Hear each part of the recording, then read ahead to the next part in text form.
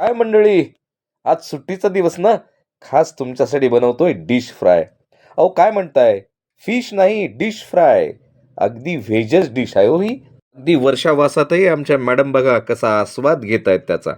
तर मग बघूया आपण काय बनवलंय ते. ताजी ताजी आणली केळीची फणी आणि मग काय बसमत क्लाउड किचनच्या कुकिंग टेबलवर सुरू झालं आमचं ऑपरेशन.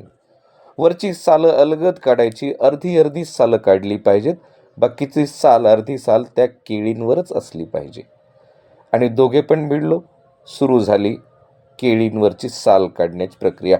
साल व्यवस्थित कापून झाल्यावर त्यावर घालू लागलो काप. छान मासळीच्या आकाराचे काप आता बनत चालले होते. 2 केळींचे 20-25 काप करून झाले. आकारात परफेक्शन यावं म्हणून बियांच्या ठिकाणी गोल गोल छिद्रे करून घेतली. एका भांड्यामध्ये पाणी घेऊन त्यात थोडंसं मीठ टाकून ही केळी 5 मिनिटासाठी गॅसवर ठेवली. आता कोटिंग करण्यासाठी हळद, मीठ, जिरे, त्यानंतर अद्रक लसूणची पेस्ट, धने पावडर, थोडी जिरे पावडर, गरम मसाला आणि कॉर्नफ्लॉवर आणि मैद्यापासून बनवलेलं कुकिंग पावडर हे सगळे एकत्र करून घ्या आणि त्याला एक पेस्ट बनवा.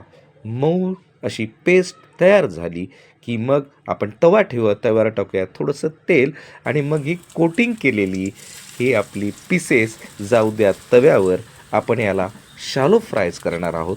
याला डीप फ्राय करायची गरज नाही आणि मस्तपैकी कलरसुद्धा छान आला आहे. त्याला एकदा उलटपालट करून घ्या. गार्निशिंग करायला थोडासा कढीपत्ता आणि कोथिंबिरीने ही प्लेट आपली banana fry fish style dish.